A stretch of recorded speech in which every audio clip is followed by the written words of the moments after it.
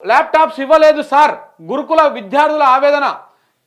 ఆర్ఎస్పీకి message చేసిన students మీ helicopter ఖర్చుతో కొనొచ్చు. ఎక్స్ వేదికగా ఆర్ఎస్పీ చురకలు. ల్యాప్టాప్స్కు పైసలు లేవు కానీ ఉత్తమ్ కుమార్ రెడ్డి గారికి హైదరాబాద్ నుంచి కోదాడ పోతందుకు హెలికాప్టర్కి పైసలు ఉంటాయి. మన కోమటిరెడ్డి రాజగోపాల్ వెంకటరెడ్డి గారికి జ్యూస్ మంత్రి గారికి కూడా హైదరాబాద్ నుంచి నల్లగొండకు పోతందుకు హెలికాప్టర్కి పోతందుకు పైసలు ఉంటాయి. వీళ్ళు ఆడికిడికి టైంపాస్కు తిరుగుతందుకు కూడా హెలికాప్టర్లే. ఇప్పుడు చూడండి మంత్రులు ఎవ్వరు కూడా కారులో పోతలేరు.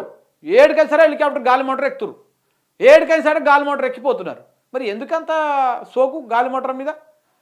పుణ్యానికైతే కోట్ల రూపాయలు ఒక్కసారి గాలి మోటార్ ఎగిరితే. ఆ పైసలు పెడితే పిల్లలకు ల్యాప్టాప్లు వస్తాయి, ఇవ్వచ్చు కదా అని చెప్పేసి ఆర్ఎస్ ప్రవీణ్ కుమార్ గారు అడుగుతున్నారు. మరి ఇవ్వచ్చు కదా చిత్తశుద్ధి ఉంటే. గాంధానికి ఎందుకు ఇప్పుడు నేను దావోసుకోని చూసినావా? వచ్చేవేమో అవి చెప్తా ఉన్నా 1,78,000 కోట్ల అప్పులు తెస్తున్నాం పెట్టుబడులని. కానీ అవి వచ్చినాక నమ్మకం లేదు. అన్ని బోగస్ కంపెనీలు సగం పడి వస్తూ ఉంటాయి. చూడాలి దాంట్లో వాస్తవం ఏదో తేల్చాలి.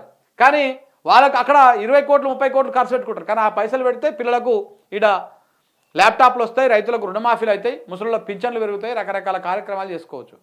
వీళ్ళ దుబారా ఖర్చుకు మాత్రం పైసలు మస్తు ఉంటాయి, మిగతా వాటికి మాత్రం ఉండవు.